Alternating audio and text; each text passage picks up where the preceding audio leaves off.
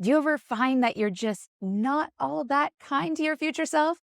I have this tendency to overcommit and push things off on future Sarah that I don't have the time or energy for today.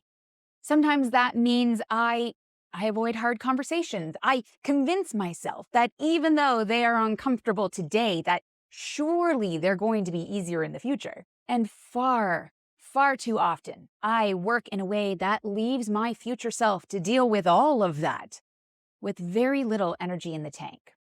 And while research does show that we have a natural instinct to believe that our future self will have the capacity to take on everything our today's self can't or doesn't want to, this tendency still leads us to make decisions that don't benefit our future selves, particularly when it comes to workloads and well-being.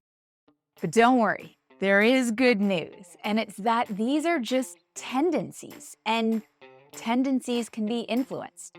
So let's look at how we can be kinder to our future self.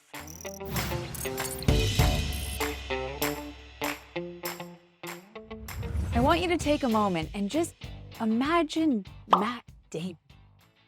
If you were asked to do this while you were sitting in a machine that looks at the activity in your brain, we would see that when you think of Matt Damon, a very specific area of your brain would light up.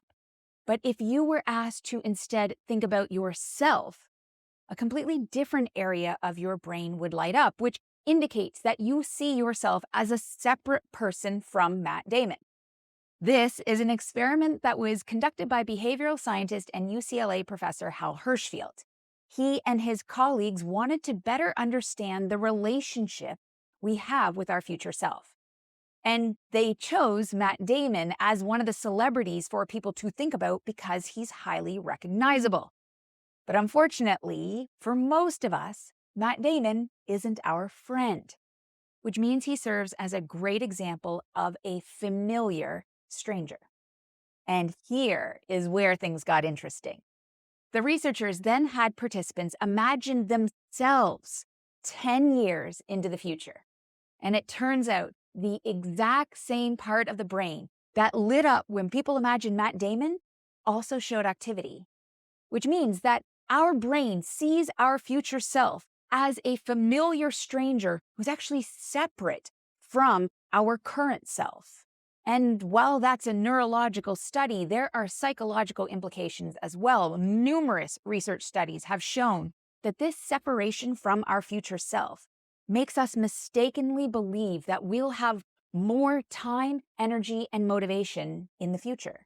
And if you have ever tried to make a big change or break a habit and been unsuccessful, think about how often you convince yourself that tomorrow things are going to be different because then you'll be more disciplined.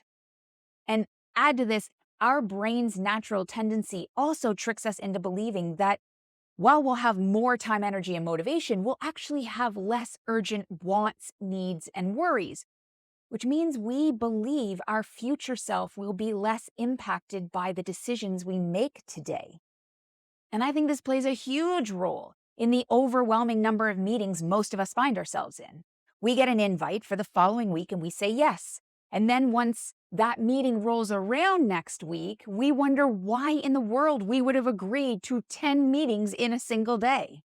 But here's the good news. Knowing that this tendency exists and then working with the way the brain is designed is part of the solution of being kinder to our future self.